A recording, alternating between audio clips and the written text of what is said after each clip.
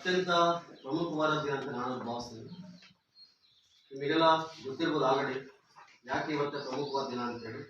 ಈಗ ನಿಮ್ಮ ಬೋರ್ಡಲ್ಲಿ ಕಾಣ್ತಾ ಇದೆ, ವೆಲ್ಕಮ್ ಬ್ಯಾಕ್ ಸ್ಟೂಡೆಂಟ್ ಅಂತ ಬರೆದಿದ್ದೀವಿ. ನೀವು ನಿನ್ನೆಯಿಂದಲೂ ಸಹ ನೀವು ಸಹ ನೋಡಿರ್ತೀರ ಏನಾಗಿದೆ ಅಂತ. ಈಗ ಸುಮಾರು 9 ತಿಂಗಳ ಕಾಲ ತ್ರಿಶಂಕು ಸ್ಥಿತಿಯಿಂದ ಮುಕ್ತಿ ಹೊಂದಿ ನಿನ್ನೆ ಬೆಳಗಿನ ಜಾವ 3:45ಕ್ಕೆ ಭೂಮಿಯನ್ನು ನೋಡಿದೆ.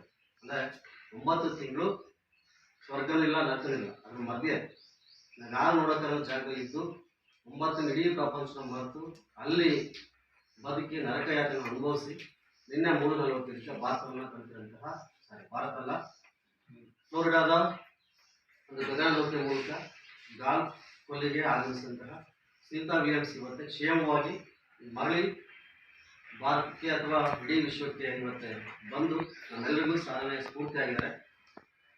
ಅವನ ನೆನೆಸುತ್ತಾ ಸುಮಾರು 9 ತಿಂಗಳಿಂದ INS ಅಂತ ಬರುತ್ತೆ, ಅಂತಾರಾಷ್ಟ್ರೀಯ ಬಾಹ್ಯಾಕಾಶ ನಿಲ್ದಾಣ ಅಂತೇಳಿ. ಅಲ್ಲಿ ತ್ರಿಶಂಕು ಸ್ಥಿತಿಯಲ್ಲಿ ಇದ್ದು ನಮ್ಮ ಭಾರತೀಯ ಮೂಲದ ಸಂಜಾತೆ ಅಂದರೆ ಇಲ್ಲಿ ಹುಟ್ಟಿರೋರು ಬೆಳೆದಿಲ್ಲ ಅಮೆರಿಕ ದೇಶದಲ್ಲಿ.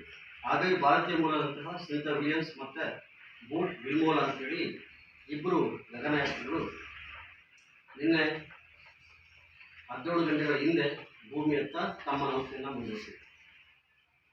ಈಗ ಲೇಖೇಗ್ ಮತ್ತು ರಷ್ಯಾ ದೇಶದ ಒಬ್ಬ ಅಲೆಕ್ಸಾಂಡರ್ ಗೋರ್ಬನೋವ್ ಅಂತೇಳಿ ಒಟ್ಟು 4 ಜನ ಸ್ಪೇಸ್ ಎಕ್ಸ್ ಕ್ಯೂ ಡ್ರ್ಯಾಗನ್ ಅಂತೇಳಿ ಒಂದು ನೌಕೆ, ಅದರ ಮೂಲಕ ಮಂಗಳವಾರ ಬೆಳಿಗ್ಗೆ ಅಲ್ಲಿಂದ ಬಿಟ್ಟಿತ್ತು. ನಮ್ಮ ಕಾಲಮಾನ ಪ್ರಕಾರ ಅಂದರೆ ನಿನ್ನೆ ನೌಕೆ ಅಲ್ಲಿಂದ ಡೆಲ್ಲಿ ಅಂತರಿಕ್ಷದ ನಿಲ್ದಾಣ ಸುಮಾರು 17 ಗಂಟೆಗಳ ಕಾಲ ನಿರಂತರವಾಗಿ ಪಯಣವನ್ನು ಆರಂಭಿಸಿ ನಿನ್ನೆ 3:27 ಅಂದರೆ ಬೆಳಗಿನ ಜಾವ ಕ್ಯೂ ಡ್ರ್ಯಾಗನ್ ನೌಕೆ ಏನಾಯ್ತಪ್ಪ ಅಂದರೆ ಸೀದಾ ಸಮುದ್ರ ಸ್ಪರ್ಶಕ್ಕೆ ಬರುತ್ತೆ.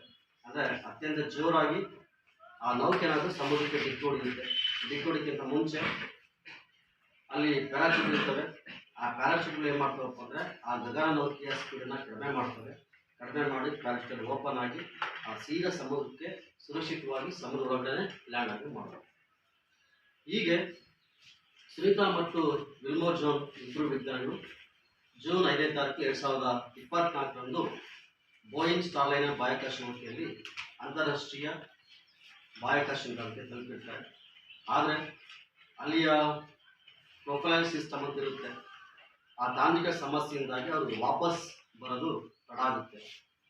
ಸೆಪ್ಟೆಂಬರಲ್ಲಿ ವಾಪಸ್ ಬರಬೇಕಿತ್ತು, ಆದರೆ ಬಂದಿದ್ದು ಯಾವುದಪ್ಪ ಅಂದರೆ ಸುಮಾರು 9 ತಿಂಗಳ ಕಾಲ ಅವನ್ನ ಭೂಮಿಗೆ ತರಿಸ್ಬೇಕು ಅಂದರೆ ಸಾಕಷ್ಟು ಕಷ್ಟಪಟ್ಟರು. ಹಾಗಾಗಿ ಸ್ಪೇಸ್ ಎಕ್ಸ್ ಎನ್ನುವಂತಹ ಒಂದು ನೌಕೆ ಈಗ ಹೋಗಿ ಕರ್ಕೊಂಡ್ಬಂದಿದೆ. ಅಂದರೆ ಸುಮಾರು 286 ದಿನ ಸುನೀತಾ ವಿಲಿಯಮ್ಸ್ ಏನು ಮಾಡಿದ್ರು ಅಂದರೆ ಆ ಬಾಹ್ಯಾಕಾಶ ನಿಲ್ದಾಣದಲ್ಲಿ ಅಂದರೆ ಸುಮಾರು 27,359 ಕಿಲೋಮೀಟರ್ 1 ಗಂಟೆಗೆ ಅಷ್ಟು ಕಿಲೋಮೀಟರ್ ಟ್ರಾವೆಲ್ ಮಾಡ್ತಾರೆ. ಹೀಗಾಗಿ ನಾವೆಲ್ಲ ಯಾಕೆ ನೆನೆಸ್ಕೊಳ್ಬೇಕಪ್ಪ ಅಂತಂದರೆ ಬಾಹ್ಯಾಕಾಶ ತುಂಬ ಸುಲಭ ಅಲ್ಲ, ಎಲ್ಲೋ ಇರುತ್ತೆ. ನಾವು ಒಂದು ದಿವಸನೇ ಬಿಟ್ಟಿರೋಕ್ಕಾಗಲ್ಲ. ಅಂಥದ್ರಲ್ಲಿ ಇಷ್ಟೆಲ್ಲ ಬಿಟ್ಟಿದ್ದಾರೆ ಅಂದಾಗ ನಾವು ಹೆಮ್ಮೆ ಕೊಡಬೇಕಾಗುತ್ತೆ.